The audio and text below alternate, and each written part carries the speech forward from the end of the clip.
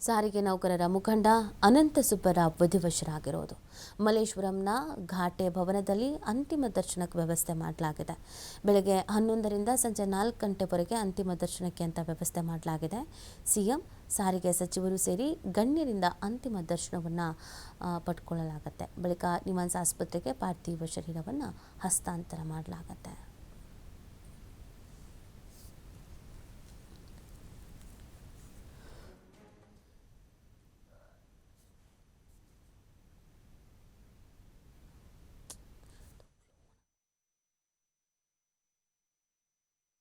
ಅಗಲಿಕೆ ಕೂಡ ಹಾಗೇನೆ ಸಾಕಷ್ಟು ಬೇಸರ ತರಿಸ್ತಾ ಇರುವಂಥದ್ದು.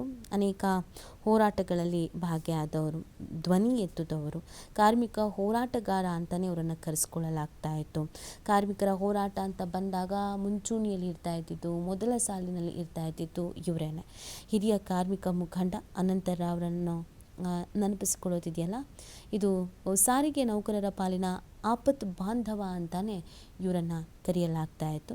ತೀವ್ರ ಹೃದಯಾಘಾತದಿಂದ ವಿಧಿವಶರಾಗಿದ್ದಾರೆ ಅನ್ನುವಂಥ ಸುದ್ದಿ ಸಿಡಿಲಿನಂತೆ ಬಂದು ಬಡ್ದಿರುವಂಥದ್ದು ಅವರ ಅನುಯಾಯಿಗಳಿಗೆ. 85 ವರ್ಷ ವಯಸ್ಸಾಗಿತ್ತು ಇವರಿಗೆ. ಕಾರ್ಮಿಕರ ಸಮಸ್ಯೆ ಅಂತ ಅಂದರೆ ಪುಟಿದೇಳ್ತಾ ಇದ್ದಂಥ ಚೈತನ್ಯ ಅವರದ್ದು. ಆದರೆ ವಿಧಿ ಆಟವೇ ಬೇರೆ ಇತ್ತು. ಬೆಂಗಳೂರಿನ ತಮ್ಮ ಮನೆಯಲ್ಲೇ ಇದ್ದಕ್ಕಿದ್ದಂತೆ ಅನಂತ ಸುಬ್ಬರಾವ್ ಅವರಿಗೆ ಎದೆನೋವು ಕಾಣಿಸ್ಕೊಳ್ಳುತ್ತೆ. ತಕ್ಷಣವೇ ಚಿಕಿತ್ಸೆ ಕೊಡಿಸುವಂಥ ಪ್ರಯತ್ನ ಆಗುತ್ತೆ, ಬಟ್ ಫಲಕಾರಿಯಾಗಿಲ್ಲ. ಅವ್ರ ಮನೆಯಲ್ಲೇ ಕೊನೆಯುಸಿರೆಳೆದಿದ್ದಾರೆ. ವಯೋಸಹಜ ಕಾಯಿಲೆಗಳಿಂದ ಬಳಲ್ತಾ ಇದ್ದರೂ ಅವರು ಆ್ಯಕ್ಟಿವ್ ಆಗಿದ್ದರು. ಆದರೆ ಈ ಹೃದಯಾಘಾತ ಅವರನ್ನು ಬಲಿ ಪಡೆದಿದೆ. ಮರೆಯಲಾಗದ ಹೋರಾಟಗಾರ ಇವರು.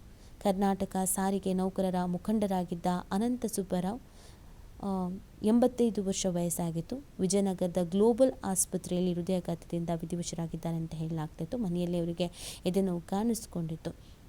ಇನ್ನು 5 ವರ್ಷದ ಅನಂತ ಸುಬ್ಬರಾವ್ ಅವರು 5 ದಶಕಗಳಿಂದ ಸಾರಿಗೆ ನೌಕರರ ಪರ ಹೋರಾಟವನ್ನು ನಡೆಸ್ತಾ ಇದ್ರು. ಸಾರಿಗೆ ನೌಕರರಿಗೆ ಅನ್ಯಾಯ, ಅವರ ಬೇಡಿಕೆ ಈಡೇರಿಕೆಗೆ ರಸ್ತೆಗಿಳಿದು ಪ್ರತಿಭಟನೆ ಮಾಡಿ ಸರ್ಕಾರವನ್ನು ಗಮನ ಸೆಳೀತಾ ಇದ್ರು. ಇನ್ನು ಮುಂದೆ ಅದೆಲ್ಲವೂ ನೆನಪು ಮಾತ್ರ.